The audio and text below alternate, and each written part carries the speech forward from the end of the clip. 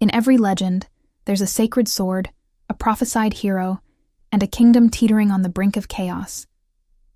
Our story begins there, in the heart of Eldoria, a land desperately waiting for a savior. The royal scabbard had been empty for centuries, the sword of kings, Excalibris, lost to time.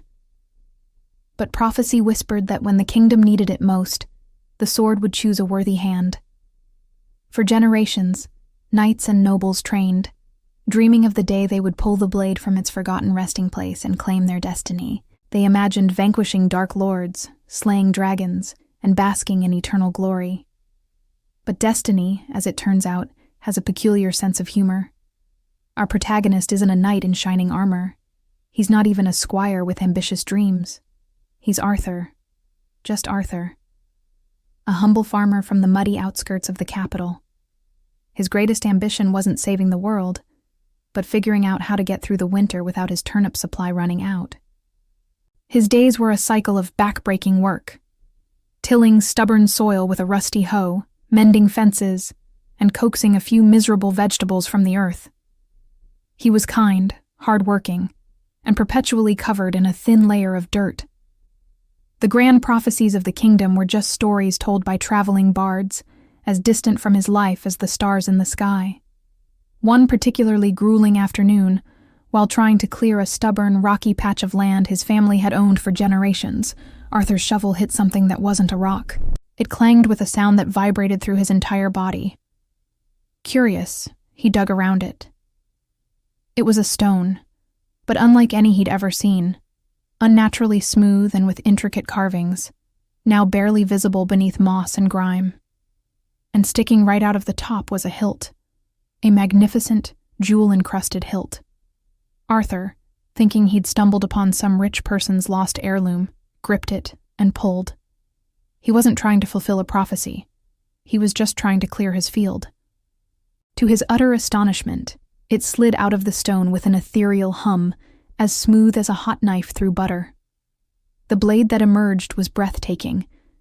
It shimmered with an inner light, its edges impossibly sharp, its balance perfect. Ancient runes glowed faintly along its length.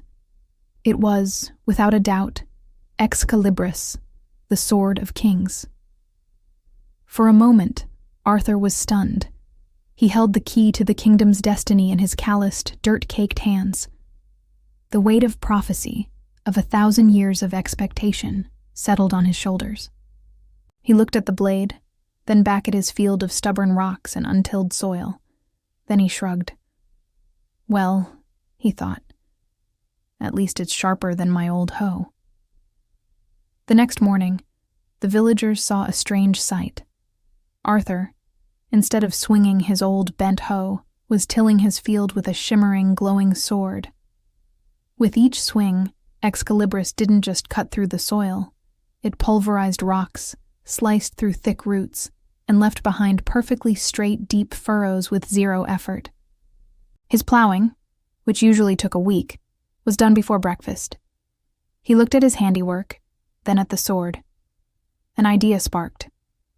He took it to a fallen log he'd been meaning to chop for firewood. One swing, and the log was split into a neat stack of perfectly cut kindling. He used its flat side as a hammer to fix his fence, its pommel to grind herbs, and its sharp edge to prune his fruit trees with surgical precision. Word began to spread, not of a chosen hero, but of a ridiculously efficient farmer. People came to see the magic plow. Arthur, a simple and generous man, was happy to help. His neighbor needed a new well.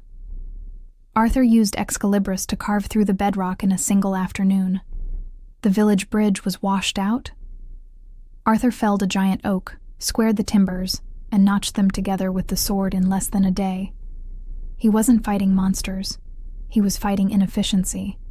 He wasn't conquering kingdoms. He was conquering the daily struggles of peasant life. He used the sword of kings to build a better irrigation ditch, and suddenly, the village had a surplus of crops for the first time in memory. News of these miraculous feats of agriculture and engineering eventually reached the king's court. But the reports were confusing. They spoke not of a valiant warrior, but of a farmer with an impossibly good tool. The king, a weary but practical man named Alistair, was intrigued. His kingdom wasn't threatened by a dark lord, but by famine, poor infrastructure, and economic stagnation. His knights were trained for battles that never came, while his people struggled to eat. He dispatched his most trusted advisor, a skeptical old scholar named Magnus, to investigate these rumors. Magnus arrived in Arthur's village expecting to find a charlatan or a hedge wizard. Instead, he found a bustling, thriving community. The granaries were overflowing. New, sturdy houses were being built. The people were well-fed and happy. And in the middle of it all was Arthur, using a legendary divine weapon to slice onions for a communal stew. Magnus was speechless. He approached Arthur, his voice trembling with a mixture of awe and disbelief. "Do you have any idea what you are holding?" he asked, pointing a shaky finger at the sword. Arthur looked down at Excalibris, which he'd just wiped clean with a rag. "Oh, this old thing? It's great. Best tool I've ever had. My turnips have never been bigger." Magnus tried to explain the prophecy, the sword's destiny, the line of kings. Arthur listened politely, nodding along. "That's a nice story," he said when Magnus finished. "But did the prophecy say anything about how to properly rotate crops? Because I've got a theory about using clover to replenish the soil, and this thing," he gestured with the sword, "makes planting it a breeze." Magnus returned to the capital, not with a hero, but with a revolutionary idea. He explained to King Alistair that the Chosen One had arrived, but his calling wasn't to fight, it was to build. He wasn't a warrior king, but an innovator. King Alistair, against the protests of his baffled court, traveled to meet Arthur. He didn't come to crown him or send him on a quest. He came to learn. He saw how Arthur used the sword to innovate, to solve real problems. Inspired, the king established the Royal Department of Agricultural and Infrastructural Advancement, with Arthur as its very reluctant head. The king didn't take the sword. He saw it was right where it needed to be. Guided by Arthur's practical genius and armed with Excalibris, the kingdom was transformed. New canals, designed by Arthur and dug in record time, irrigated vast swathes of barren land. Roads, straight and level, were carved through mountains, connecting isolated villages and boosting trade. The principles of efficiency Arthur had discovered on his farm were applied nationwide. The knights, initially crestfallen that their glorious battles were replaced with canal-digging duty, soon found new purpose. Their strength and discipline were invaluable in these grand construction projects. They became engineers and project managers, their armor protecting them from falling rocks instead of dragonfire. The kingdom of Eldoria became a beacon of prosperity and innovation. It wasn't saved by a hero who slew a monster, but by a farmer who showed everyone a better way to live. The legend of Excalibris was rewritten. It was no longer just the sword of kings, but the tool of the people, a symbol that true strength lies not in the power to destroy, but in the ingenuity to create. Arthur never sat on the throne.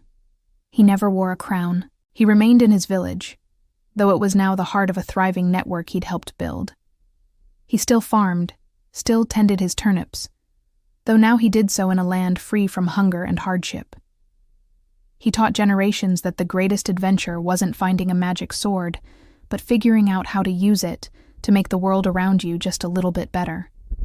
And that, in the end, was a prophecy more powerful than any legend of old. Thank you so much for joining us on this journey today. If you enjoyed this story, don't forget to hit that like button and subscribe for more tales that twist the familiar into something new. We'd love to hear your thoughts in the comments below. Until next time, keep looking for the magic in the mundane.